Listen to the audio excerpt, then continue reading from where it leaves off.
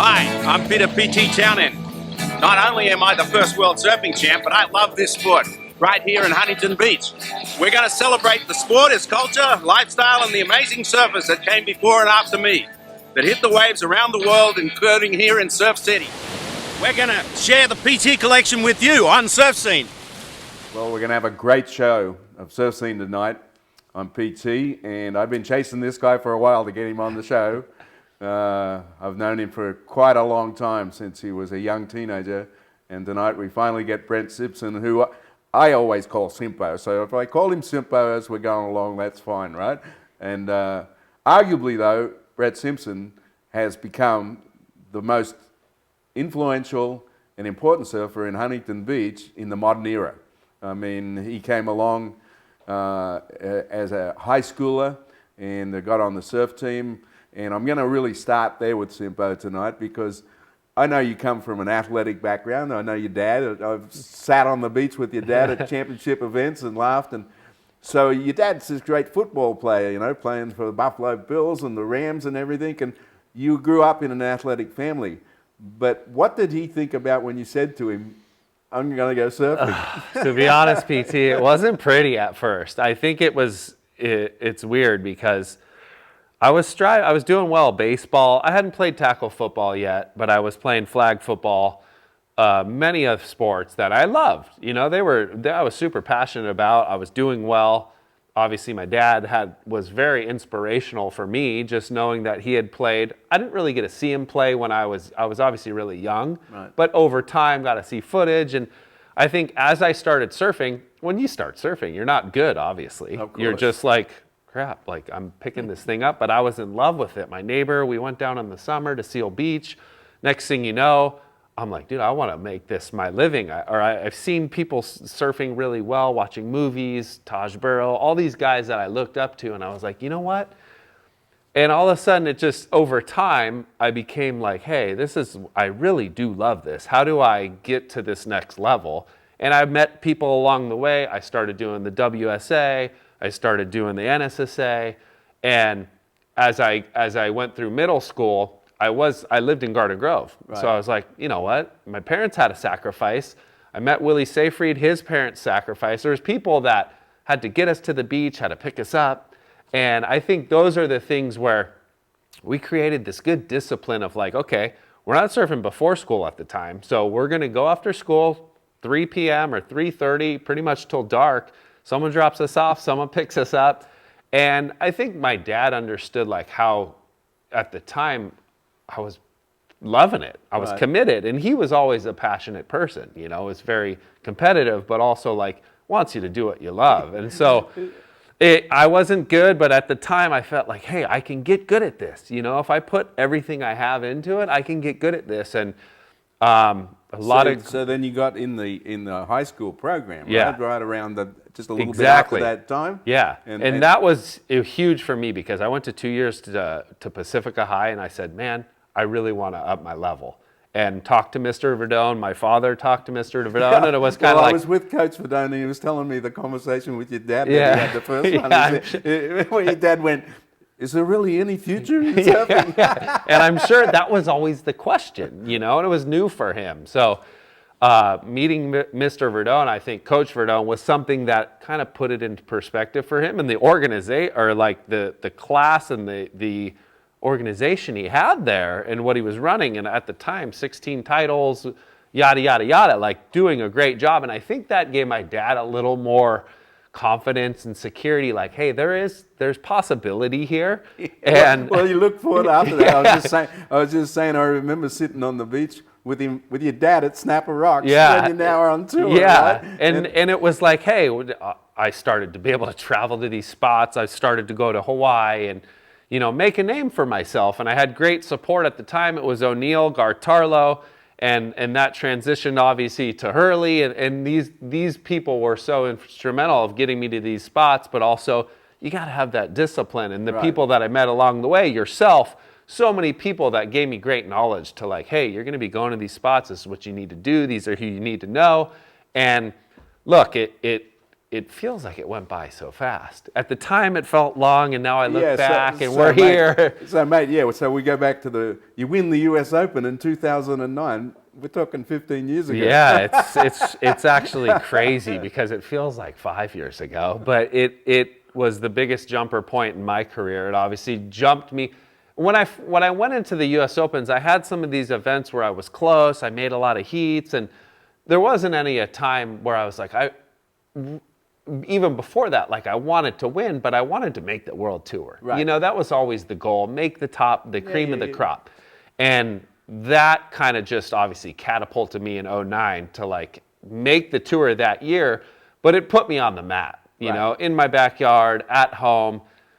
Just a memorable. Well, then you doubled down and won it Yeah, again. and that was kind of more like icing on the cake, you know, like, hey, it was meant to be, you know, and like those are the things in sport where you just try to manifest it. You do things where surfing is a lot of it's out of your control, as you know, and you just try to be as consistent as you can over time. And those are the things where you look back and I go, man, I didn't even really get it and embrace it. So you ended up a decade on tour. Yep. Right. Do you miss that when you first said, "Oh, Yeah. I'm done"? I do miss it. You know, looking back, like there's a few years where I chased some of the qualifiers, challengers, and didn't really have. I had a couple results, but didn't have a lot of success. And I had a couple kids now, and that changed a lot. You know, it changed a lot for me in the fact of I want to be with them, and my whole situation of like. You have to have a lot of sacrifice. Right. You know, they've sacrificed a lot. My wife sacrificed a lot, family. But now it's like, okay, I'm traveling all these spots, still I felt like, you know what, I'm being a little bit selfish in a way. And surfing is selfish. Surfing is a very selfish thing. And I go, okay, I've had 10, 12 years of doing everything that I loved and more. Never won a world title, didn't win a world championship tour event, but won some big events, had great results. Was supported by this great city, Huntington Beach. And those are the things where I feel like the Kanoas and there's athletes that I got excited. And I think that was the most important part for me. You were a big influence on that next year that came through. I think looking at it now, I go, man, I accomplished a lot. And I think those things, when you're amongst it, you always want more. You always want more. And now that I'm away from it a bit more, I go, damn, I had a good career and I embrace it. Was there certain things I could have done different? Yeah, but that's what I want to teach to the kids now and the next generation. Okay, so before we get to coaching, we're going to go take a look at some of his victories here in Huntington Beach in the US Open. For a comparable score to someone else, he's getting a little bit more crowd support.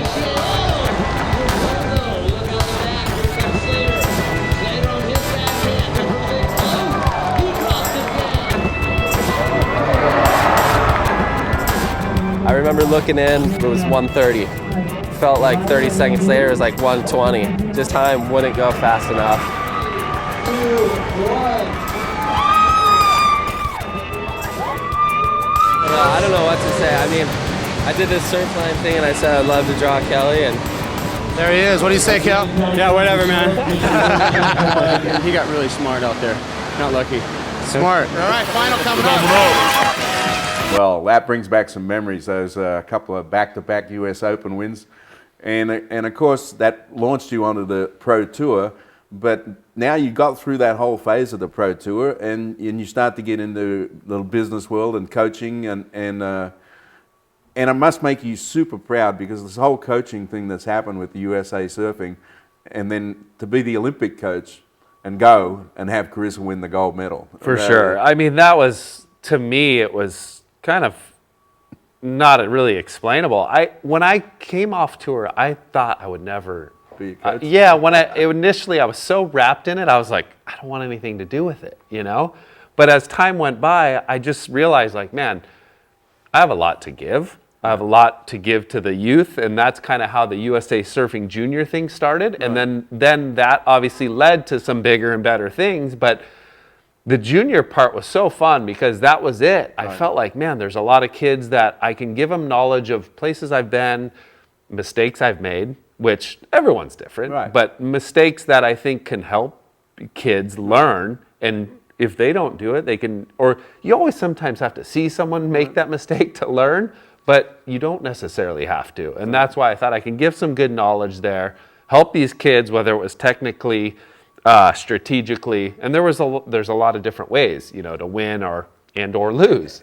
And on top of that, you morphed your way into a job with Hurley. For sure. In the marketing world of Hurley. And a big opportunity opened there, and it was like, man, I feel like I have such great relationship. I had been with the brand for the last 20 years, and so, or 15, 20 years.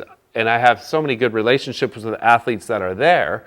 And it just felt right. It was a great transition for me as a job, obviously. It's what I love to do.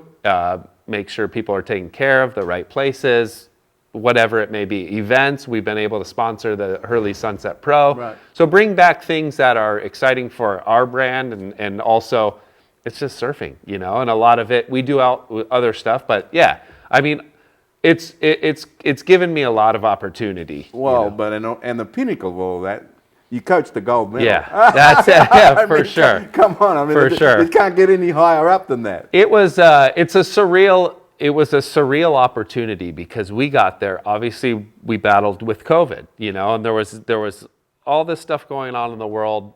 Olympics get pushed back a year. We're going, is this thing ever going to happen? We really didn't know. There was all this unknown. We were trying to do training camps and make sure the athletes are ready, which I never had a doubt.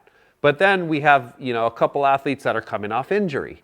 We have Carissa and Caroline, which those are, the injury ones were John, and Kolohe. Right. They were both, weren't going to relinquish their spot. This is like another pinnacle in their career. I mean, as you study sports, as Kobe Bryant has said, he said, winning the gold medal for my country is bigger than any NBA championship I won. Exactly. And I don't think surfers really knew that until... I think they'll know it more this time. time. Until we got there, and it was like, it just had this aura about it, and there was nobody around, but there still was and plus you were fortunate in you got to go and hang out in the athlete areas where for sure.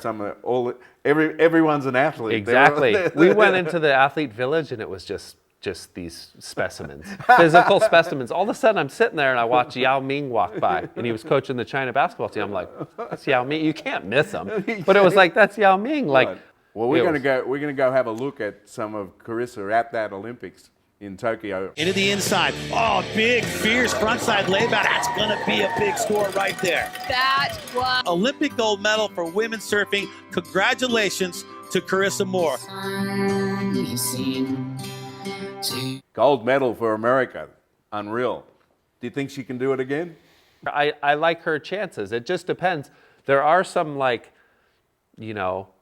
local Mahine, the way Caitlin Simmers was Katie Simmers. There's girls that are starting to really, You're a bit of a family man now. Couple of kids. Little Grom is out there surfing with you. Yeah. Does he understand that? Like an Olympic dream? Do you think, he's not that addiction. Dad tries to aware them. I'm always watching the contest, so they know Carissa and they know some of these people personally. Well, so it's like, whoa, there's Auntie or there's Kalohe or whoever it is, but not yet. It's amazing. Like, it's heaven. Yeah, I love it. Well, Simpo, it's unreal to finally get you on the show, mate. Thank you. Talk all about life. For all sure. Right? Thank you. And we're going to close out with a great segment of Simpo ripping, and we'll be back with another great show. For me, and this is amazing, man. I'll take this one for HB all day. Woo! The 2010 US Open champion Brett Simpson, $100,000 and a second title.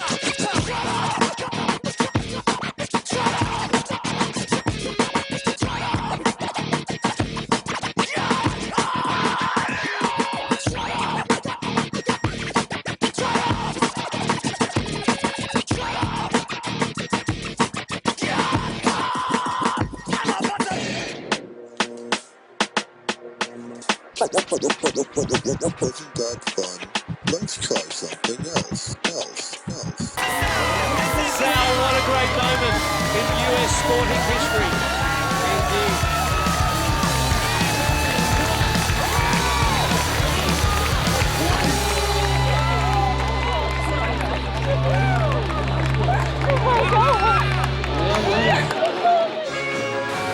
more of that great stuff to come. But I'm going surfing right now. There's waves out here.